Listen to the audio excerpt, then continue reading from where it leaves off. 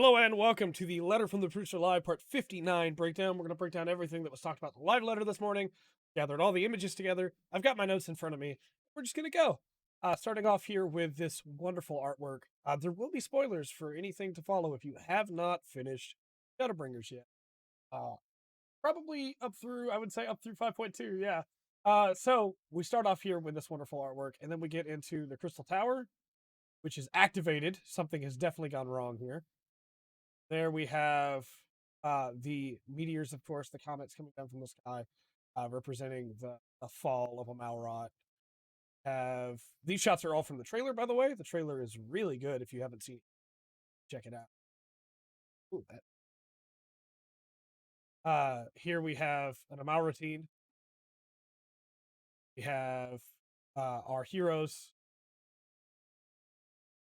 These shots look to be from the Weirlilt storyline with the weapons. Of course, we have this sick-looking mech, which I'm assuming is probably Sapphire. But based on the trailer, we also might be piloting it. So, like, I don't know what's going on there, but I'm really excited. It's cool. We have flying and ARR, which is great. Very excited for that. Then we get into the Yorha stuff with Bunker. All of this we're going to come back to later in greater detail. This is just shots from the trailer that I wanted to show off here. Really cool stuff going on there. We get a shot of Elidibus and the artwork itself, reflections, which had a really nice animation in the trailer. Again, if you haven't seen the trailer yet, you absolutely should. Then we have, congratulations, 20 million players. Congratulations. Very, very cool. Very, very cool. We get into the patch information itself. Patch 5.3 is coming August 11th, 20. That. And we have information coming in here of, I almost forgot to check my notes, of what's going to be coming up in this patch. We have, of course, new MSQ. We have the Dwarves, which are focusing on crafting. And we have the new Sorrow of Weirlilt. So a lot of good stuff coming on there. We also get a little bit of information from Yoshi P about the patch itself, saying that this is probably the one that had the most recordings and cutscenes yet. And the main story is long. So maybe don't have any other plans in game for that day when you start the main story because it's pretty long. There'll be a new dungeon called the Hero's Gauntlet. Excited to see what's going on with that. And he says that it will feel like the final battle of Shadowbringers. And then, of course, the new trial will stay a secret as it has before. But he says that Extreme is very exhausting. But once you get used to it, it's just a little difficult. Of course, as we see here, stuff that we're going to be talking about today. There's a lot of it. So let's continue forward. We have the Realm Reborn revamp is coming up today. Unreal Trials and Faux Hollows. We don't get too much into that. I'm going to spoil you for that right now. And then the Resistance weapons and things like that with Bosjan Southern Front will be coming up as well. We also have job adjustments, PvE and PvP. Again, those are no longer in the live letter. They'll touch on them just a bit, and we'll talk about it when they get there. But those will be in the patch notes Monday. And Monday, I'll do a full breakdown of the patch notes as I have in the past. And then, of course, Season 16 of the Feast will begin. We have Craftergatherer updates, as well as the custom delivery client. Trial synthesis will be added. The reverse lookup will be added. And items requested as collectibles will no longer be random. We'll always be able to get collectibles, which is great. We also have Ishgardian Restoration updates and the Skysteel Tool updates. And then finally, we have some miscellaneous updates, which include a party of players will be able to join another party via the Party Finder. The option to specify one player per job when added to the Party Finder, or will be added to the Party Finder. So basically, when you make a party, you can now say, I don't want 2 samurai. I want 1 samurai and 1 ninja. Players will be able to use the world visit system while in a cross-world party. Thank you. That's going to make hunts way easier. New chapters will be added to New Game Plus. Token exchange vendors will be added to major cities. They're going to talk about this a little bit later, but that includes things like poetics, so that you no longer have to choose between, well, do I go to Mordona? Where do I want to spend my poetics? Every major city will now have a poetics vendor that has gear, the best version of that expansion's poetic stuff, which is really cool.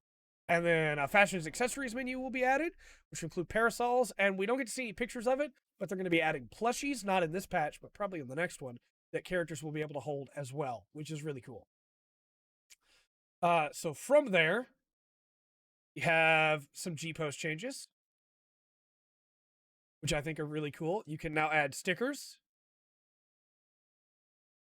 and those stickers can include your name, your title, quest complete, various mobs. From default, because of stickers, you'll get a sticker that has the zone that you're in. UHP said you can remove that, and it also gives you a date and time that the sticker is taken, all of which pretty cool, pretty cool. Then we have this new floral shirt and this new watermelon minion, both of which look pretty interesting. I like that. Um, then we have that's the same picture. Here we go. Flying mounts will be allowed in ARR areas. And while we're on this, they get into a little bit with ARR and how it works. So, for instance, with ARR, you won't need ether currents. You'll get it from completing main story. So you'll be able to fly there. You'll be able to fly to areas you could not fly to before. They're going to show that off in some of these pictures. We have this new mount, which I'm pretty sure comes from the Boshin Resistance, and we'll get into why in a little bit when we get pictures down there. But this new mount's super cool and can transform. Also, this mount is Bashtar from Type 0. It's the boss from Type 0, which is so as you can see, it can fly. It flying in ARR looks like it's going to be really cool because the zones weren't designed for it, but there are areas you couldn't get to before that now you'll be able to get to. UHP does say that you won't be able to land in a lot of those places, and some of the sound effects may be messed up. So please let them know if you run into any bugs from that. But as you can see, you can go places you never should be able to go before. And I have no idea how long I'm going to spend just flying around, going places I couldn't, looking at stuff that I couldn't see before. Very excited. UHP also makes a joke here about how you can fly over the sprouts that are still running around, which is pretty fun. I do want to go ahead and hit on the Unreal Trials too, because they were mentioned a little bit, just a little bit. But there'll be revival of old fights. You'll enter the fights. He says now everybody enters those fights unsynced. It takes seconds. And if you sync down, it doesn't feel right because you don't have all the access to your gear and your abilities. He says that now it's the other way around. The bosses will upsync to us. They'll rotate in patches. And he says that he tested Shiva and was surprised to find that the raid wide back then wasn't a cast. It was instant. And that he had forgotten in hopes that people have more experience. They didn't have any pictures of that. From there, there was another mount shown here, as we can see.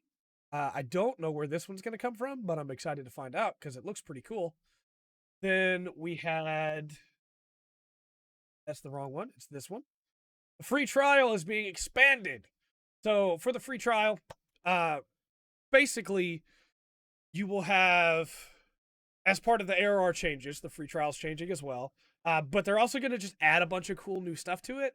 So you'll now be able to level through Heavensward with the free trial, up to 3.56. You'll be able to get all the way up to level 60. You'll be able to start as an all raw, and of course that means with the free trial, you'll be able to unlock Dark Knight, Astrologian, and Machinist, which is very cool. I like that a lot. It's a lot that you get for free, but at the same time, you know, we're in Shadowbringers right now. We're about halfway done with Shadowbringers. You know, yeah, it's time to bump that up. Make more people want to play for longer. Especially because if you get to 60 and you finish Heavensward, you're probably going to want to go into Stormblood too. With that in mind, though, with the ARR changes, Yoshi made the comment that it would be easiest for them if they could just remove the quests that they feel aren't needed now, but that would have led to some areas only having 1 or 2 quests. So they tried to make the quests themselves generally shorter. Their old design philosophy was that every quest had to take at least 9 minutes because you had to work for that XP. But they don't feel that that's the way that it should be now. So they're going to be adding special teleport tickets to get you back to the Waking Sands. Obviously, that's only interesting for new people. People that have already got through ARR won't care anymore, but you already got through it. So it's okay for other people to have an easier time with it. Maybe they'll stick with the game instead of quitting an ARR. And then, of course, they are going to shorten the long fetch quests, whereas before you would have to gather like 3 things. Now you only have to go to one place and gather 1. So that'll help a whole lot. I just recently took a character all the way through ARR so that I could have a point of reference and recorded a bunch of it so that I could have a point of reference for when I take my new character through after the changes. And I desperately needed those fetch quests to be shorter. So that's really good. I like that a lot. They also say that all MXQ XP has been adjusted. You won't run into any level problems. And that around Zamile, that was where you would get into some really weird looking gear to be able to be at level with gear. You had some very strange gear sets. And so they've added some new sets to try and balance that out. From there, we get into the little bit of job adjustments that we got information on. So Monk. They want to make Monk's Grease Lightning a trait instead of what it is right now. But it's going to take a lot of time to work out what they want to do. They want to make it a little bit more like Nin with the changes that Nin had.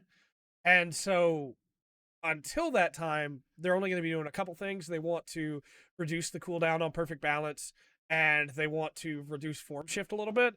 But none of these changes are happening until 5.4, because they just don't know for sure how it's going to work out yet. They want to get it right, and I appreciate that. Cool. Bard's getting a pure DPS increase. Bard's just going to do more damage now. That's great. Bard was definitely feeling lacking. Astrologian will have its MP cost reduced, which, yes, please.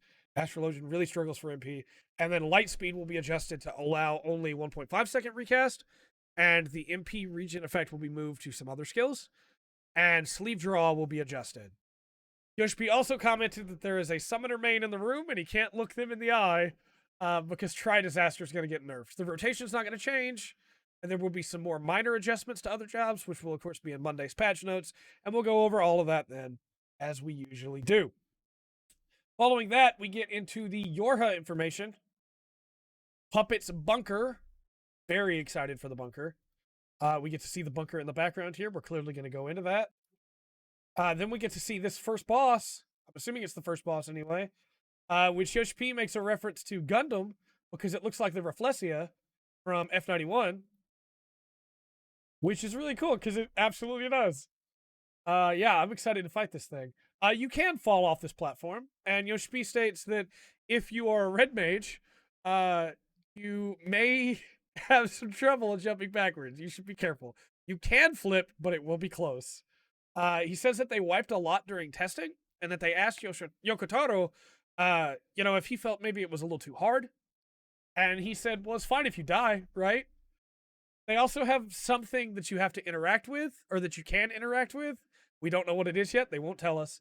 But Yokotaro said that it was too friendly, that they should wipe the raid if someone interacts with that thing. But they felt like that was too much. From there, we get some Jorja gear sets shown off. They don't specify which one's which, but, oh boy, Photos is crashing. Oh, Photos just crashed. There we go. They don't specify which one is which, but really cool looking gear sets. Assuming that first one's tanking.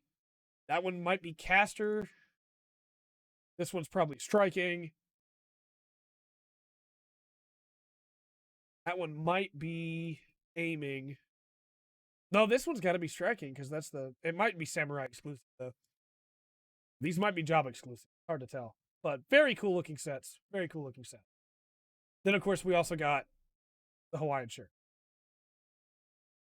The flowery shirt. Which looks cool. I like it. I have a character that would wear that for sure. Then we get into some housing items that was shown off. Were shown off. Listen to that grammar.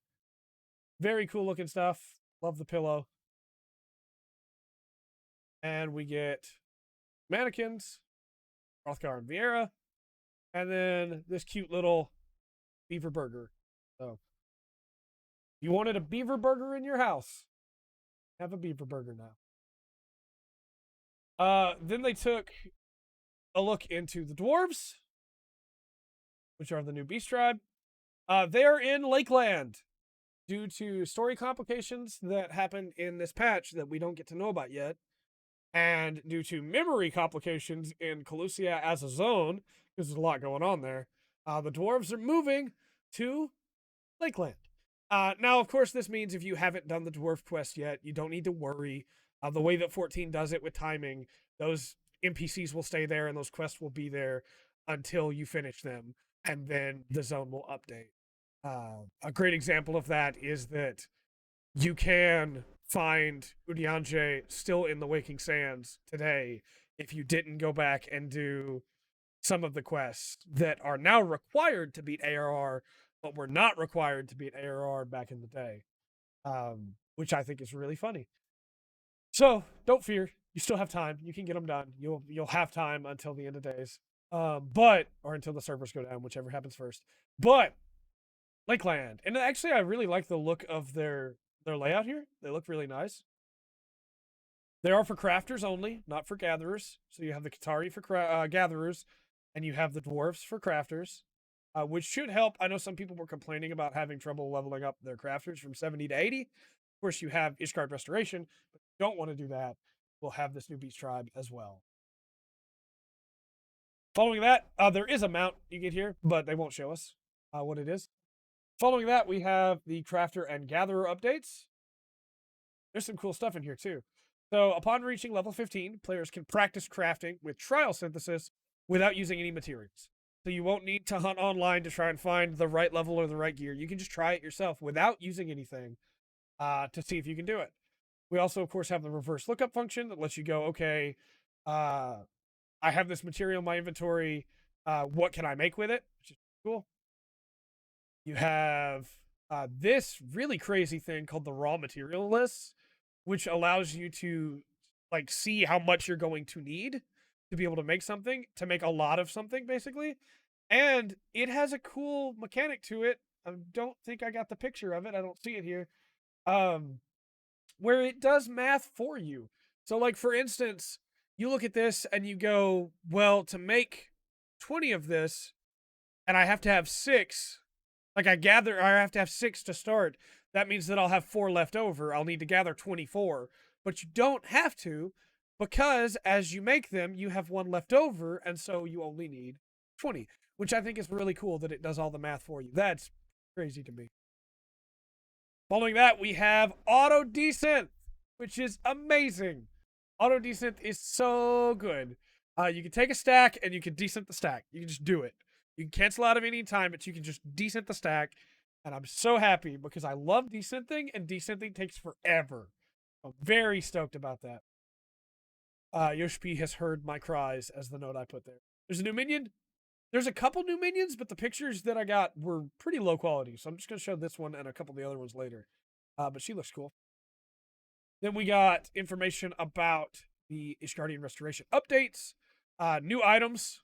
So you might as well get rid of your old items or use them. Don't hold on to them. Don't hoard them. It's to make sure nobody can cheat on the rankings by having a bunch of stuff hoarded. Just use it and get rid of it.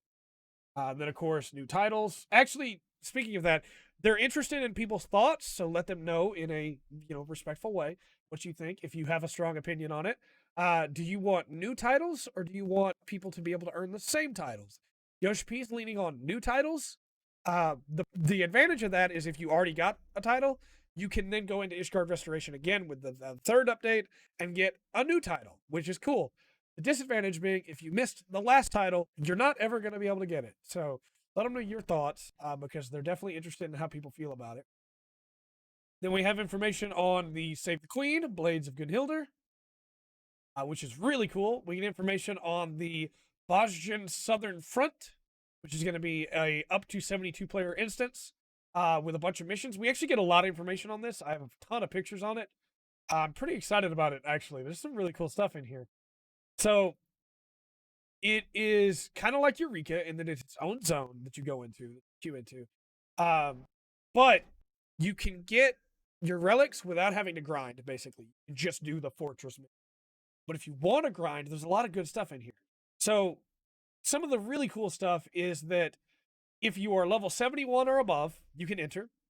You will automatically be synced to level 80. Here will be synced to level 430. You will be able to use any level 80 abilities or traits, so you can play around with your job at 80 before you get it to 80 to see how you like it. You'll be able to mount up right away. There will be aetherites that you can find around the world. Completing stuff in there gives you XP if you're not already level 80, so you can use it to level to 80, which I think is really cool.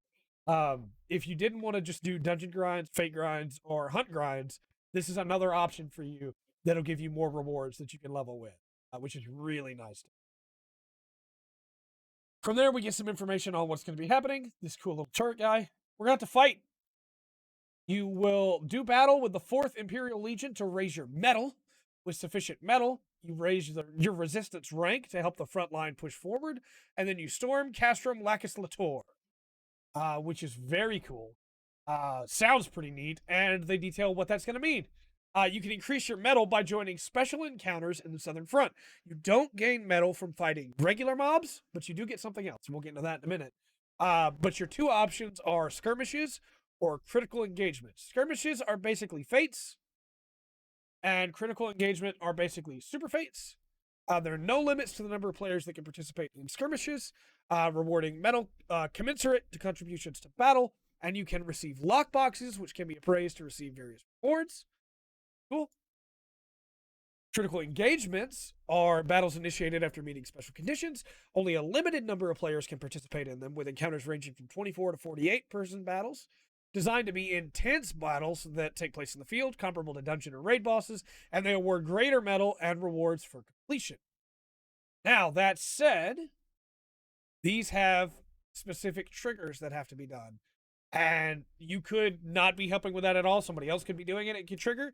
And then you will get a notification that says, hey, a critical engagement has started. Do you want to queue for it? And then you can queue for it by requesting deployment. So, once you've requested deployment, you prepare,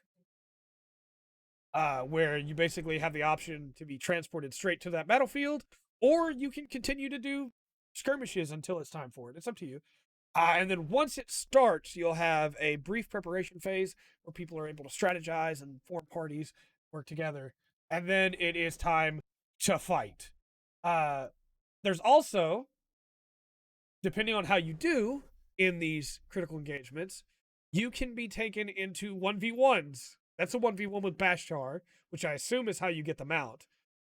These are apparently really difficult, and the tester died within 12 seconds, even though everybody expected him to die within 3. Depending on how you do, you have a higher chance of being taken into critical engagements, because there are 72 players in the zone, possibly. There might only be 24 allowed into an engagement, right? So depending on your performance in the zone is whether or not you'll be allowed to go, or whether or not you'll have a higher chance to go engagement. Technically, you still have a chance, even if you don't help at all. Up until that point, but you have a higher chance if you have a system work together. There are actions in here, kind of like Logos actions in the Boss Gen Front. You can gather them by fighting regular mobs or skirmishes. Regular mobs also have a chance to drop lockboxes, and you can get rewards from those.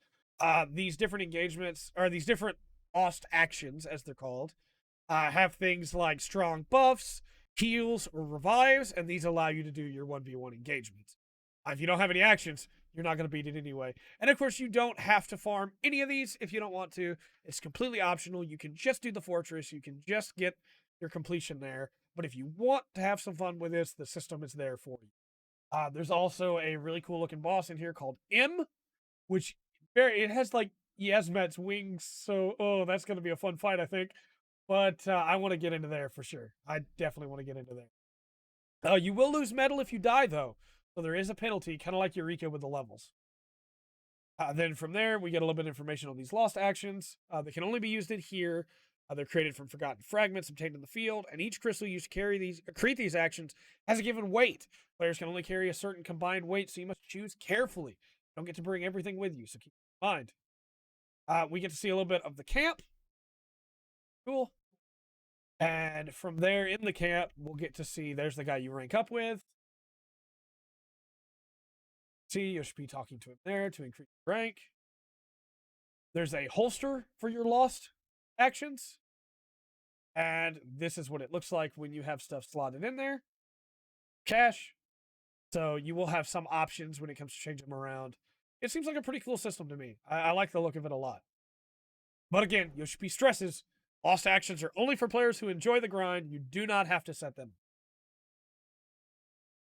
From there, we get into the upgrades themselves. You'll be gathering items from in the Southern Front, out of the Southern Front. Please keep that in mind. And they state that there's a lot of effort that's been put into the story and the lore here. Stories with the NPCs that participate in the front. If you're a player that enjoys lore, me, you will most likely enjoy this content a lot, which is really, really cool. Very excited about that. Then we get to see a little bit more footage of the field itself and what it looks like. And it looks pretty cool. I'm excited to see it. And of course, you can move through the map with ether rights as well. And coming in 5.4x at some point in that patch cycle, there'll be a Baldestrian Arsenal equivalent, which will be interesting. The Yokai Watch event is returning. Kino-san is back from level 5. Tell us about the new weapons and new items. So we have, it's going to break down again. Photos is going to break again. That's fine. We have Gunbreaker with a Gunblade of the Yokai King. It's because I'm not manually closing all these, but I'm trying to keep us moving here. I think this is a pretty good looking Gunblade, honestly. It's weird like all the Yokai weapons, but I like it. I actually kind of like all 4 of these new Yokai weapons. There's a katana based on Zazel. I love the blade. I don't love the back of the hilt, but I love the blade. It looks really nice. Then we have a rapier based on the Serpent Lord, which I think looks really good. I love this rapier. And then finally we have the dancer weapon, which is the glaives of the Dark Princess.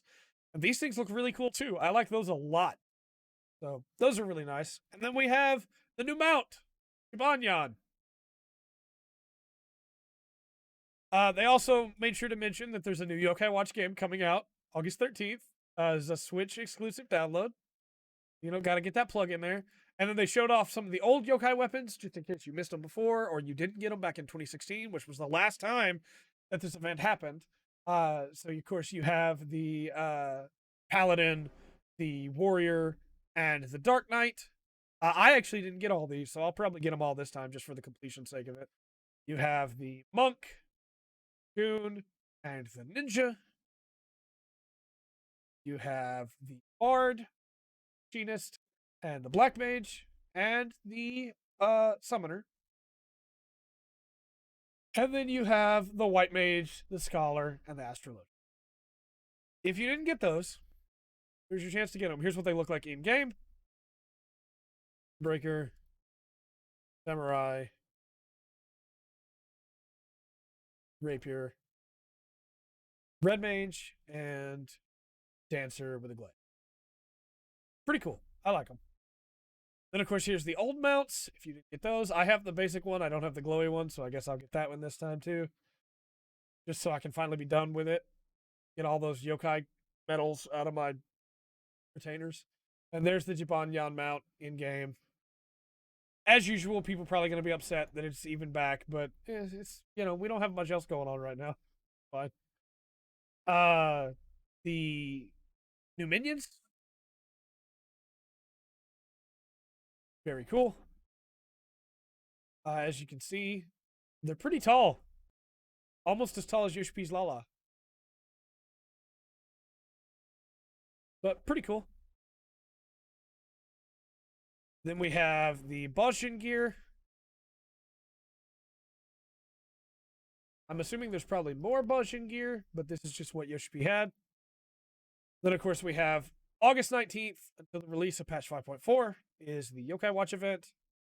We have the schedule itself, which is starting August 12th. Moonfire Fair will go from the 12th until the 26th. From the 19th until patch 5.4 will be the Yokai Watch event. From the 27th of August until September 10th will be the Rising. And then coming late October to late November will be a new Make It Rain campaign in the Gold Saucer, which will also have part of the Halloween event that is being canceled because of the coronavirus pandemic has pushed everything back. So unfortunately, we won't have a Halloween event, but they'll cycle some of that content in to the Make It Rain. All Hallows Eve will have to be there instead, which is unfortunate but understandable. Then we get information about, speaking of unfortunate, fan festivals have been canceled in North America and in Europe. The one in Japan, in Nagoya, that was in December, has been canceled as well, postponed possibly. They might be able to get it going for a new event, but for now, it's canceled. But NA and EU both will not be at all this year. That'll be next year, hopefully. We get a new Yashola figure that we get to see. He looks cool. And then there's a new Omega figure, which is 3 figures in one. And looks really cool. That's a sick looking figure. They said they almost gave up on it because of how much work it was, making 3 figures in one. And there's a new remix album, 14 popular 14 songs arranged in various genres like EDM, future bass, house, techno pop, and electro swing. Cool. And then that wraps up the live letter. So, a lot of stuff that we talked about today. Of course, we hit on all kinds of great new content that's coming up in 14. A bunch of new events that are coming up. Let me know your thoughts. Are you excited Yokai Watch is back, or are you upset? Do you really look forward to the Boston stuff, or do you not really care? All that said, though, we'll cover, of course, the Patch Notes Monday. I've been Trey. This has been the Full Spectrum. Remember to always enjoy the full spectrum that Final Fantasy 14 and the letter from the producer live has to offer.